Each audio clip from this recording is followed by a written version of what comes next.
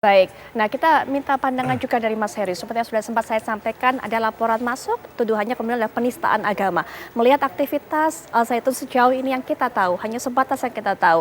Ini bagaimana? Akankah kemudian ini memenuhi unsur-unsur tersebut, Mas Heri?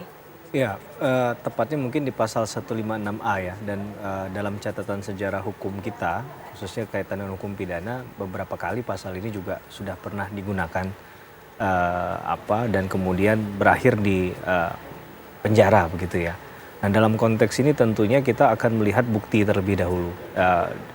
Digital evidence yang dimiliki dalam hal rekam jejak yang disampaikan lewat media, kemudian juga perbuatan-perbuatan yang dirasa bersinggungan atau ada penyimpangan ya dalam hal ini. Saya mungkin lebih mengatakan penyimpangan karena istilah penodaan pun sudah tidak digunakan lagi di KUHP yang baru, undang-undang yang baru tentang KUHP Undang-Undang 1 tahun 2023, tapi tindakan orang tersebut itu mengakibatkan permusuhan atau diskriminasi di undang-undang yang baru, tepatnya demikian. Nah, dalam konteks ini kan pasal 156A itu lebih cenderung digunakan untuk mereka yang di luar dari agama yang sedang mungkin dibicarakan ataupun yang sedang difokuskan dalam satu perbincangan ya. Nah, sedangkan dalam konteks ini kan misalnya kita mengatakan Panji Gumilang, Pak Panji Gumilang ini kan bagian dari mungkin agama yang dianggap di bahasa tadi Mbak Putri dinodakan juga ya, penodaan begitu.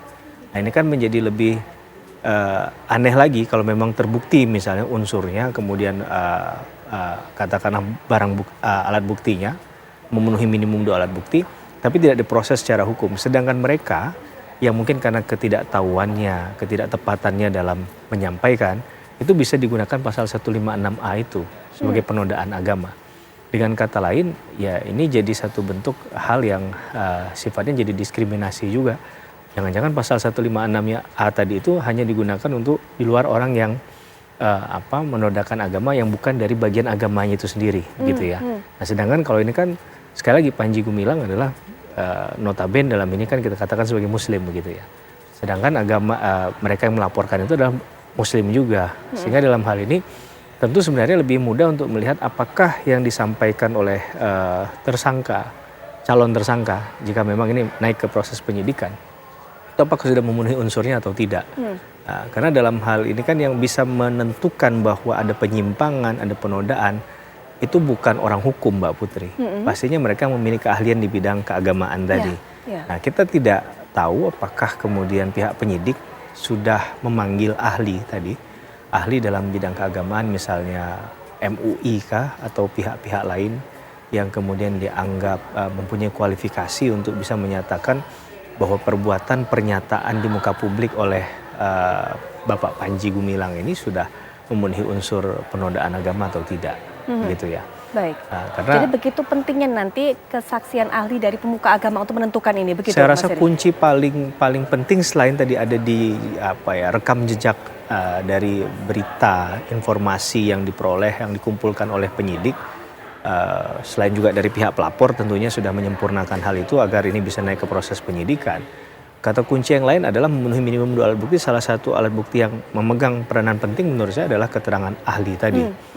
Karena bagaimana kita bisa membantah satu keterangan ahli yang sudah memenuhi kualifikasi kan. Walaupun mungkin saja pihak terlapor itu akan melakukan ahli tandingan dalam tanda petik ya, menghadirkan ahli juga yang menyatakan bahwa ini tidak salah.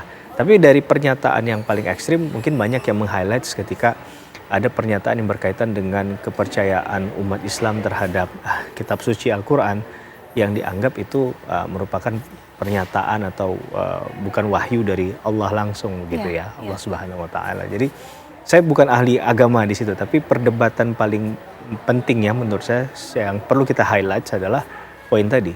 Apakah pernyataan itu masuk dalam kategori penodaan agama atau tidak? Baik. Karena pernyataan juga pernyataan yang terbuka dan disampaikan di ruang publik. Gitu. Ya, Mas Heri, selain masalah penistaan, penodaan ataupun juga penyimpangan agama ini, adakah kemungkinan celah lainnya dari aktivitas kegiatan Al-Zaitun yang kemudian bisa memenuhi unsur tindak pidana dari rekening yang jumlahnya ratusan mungkin secara pribadi dimiliki, atau mungkin dari dugaan terafiliasi dengan EI, tapi nanti mungkin Mas Heri, Pak Arianto tadi juga mungkin bisa berikan pandangannya mengenai hal ini, bagaimana kehadiran dari ahli juga menjadi salah satu kunci penting untuk bisa menyelidiki kasus ini. Tapi nanti kita akan lanjutkan setelah jeda, kami segera kembali.